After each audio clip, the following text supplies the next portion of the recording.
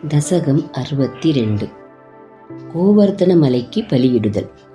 சௌரியே, ஒரு நாள் இடையர்கள் இந்திரனுக்கு வேள்வி செய்வதற்காக பொருள்களை ஈட்டத் தொடங்கினார்கள்.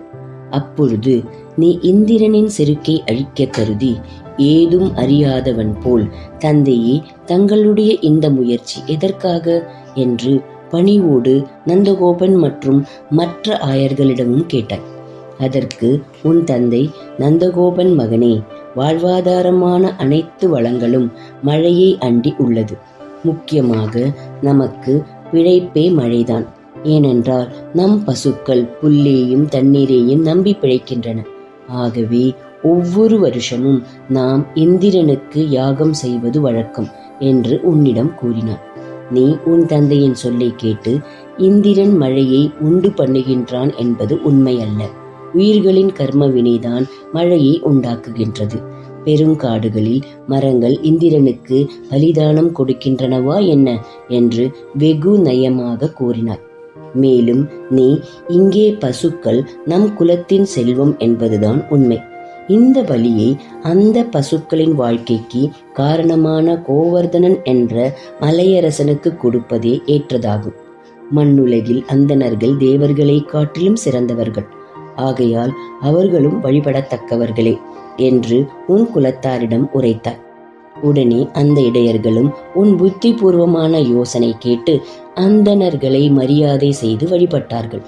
கோவர்தன மலைக்கும் உயர்ந்த பலிகளை படைத்தார்கள். மிகுந்த பக்தியுடன் மலையை வலம் வந்து வணங்கினார்கள். அப்பொழுது, நான் தான் மலையின் ஆத்மா என்று கூறிக்கொண்டு இடையர்களுக்கு எதிரில் அமர்ந்து நீ பலி முழுவதையும் உண்டு கழித்தாய். மேலும் நீ அவர்களை நோக்கி, நான் சொன்னது சரிதான், பாருங்கள், அந்த மலையரசனே நேரில் தன் உடலோடு வந்து தனக்கு இட்ட பலியை உண்ணவில்லையா? மலைகளின் பகைவனான இந்திரன் கோபமடைந்தாலும் இந்த மலை எல்லோரையும் காக்க வல்லதே என்று உரைத்தாய். அதை கேட்டு கோகுலத்தில் இருந்த மக்கள் எல்லோரும் மகிழ்ந்தார். இடையர்கள் பெரிதும் மகிழ்ந்து உன்னோடு கோகுலத்திற்கு சென்றார்கள்.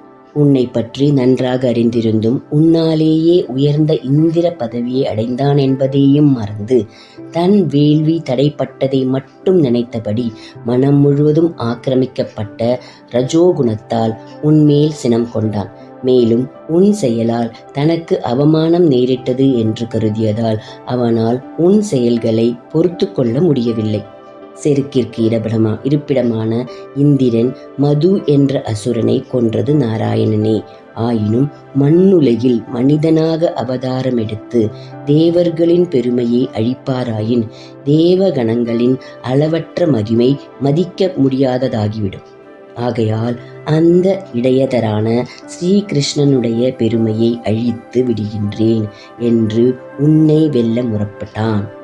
3 உலகங்களுக்கும் தலைவனே, அந்த இந்திரன் ஐராவதத்தின் மேல் அமர்ந்து வஜ்ராயுதத்தை கையிலேந்தி ஆகாயத்தில் பிரளயகால மேகங்களை ஏவினான். மற்ற தேவர்களான நெருப்பு, காற்று முதலியவை மறைவாக தனக்குள்ளேயே எள்ளி நகையாட உன் இருப்பிடமான கோகுலத்தை அழிக்க புறப்பட்டான். உன் மாயை யாரைத்தான் மயக்கவில்லை? முரன் என்ற அசுரனின் பகைவனே, குருவாயூரின் தலைவனே, நீ இந்திரன் சினம் கொண்டாலும் அந்தணர்களின் கருணையாலும் கோவர்தன மலையின் அருளாலும் நமக்கு நன்மை நடப்பது உறுதி என்று இடையர்களை நம்புமாறு செய்தாய். மேலும் இந்திரன் ஏன் இன்னும் வரவில்லை என்று ஆலோசித்து கொண்டு அவன் வருகைக்காக காத்திருந்தாய். அப்படிப்பட்ட நீயே என் பிணிகளை அழிக்க வேண்டும்.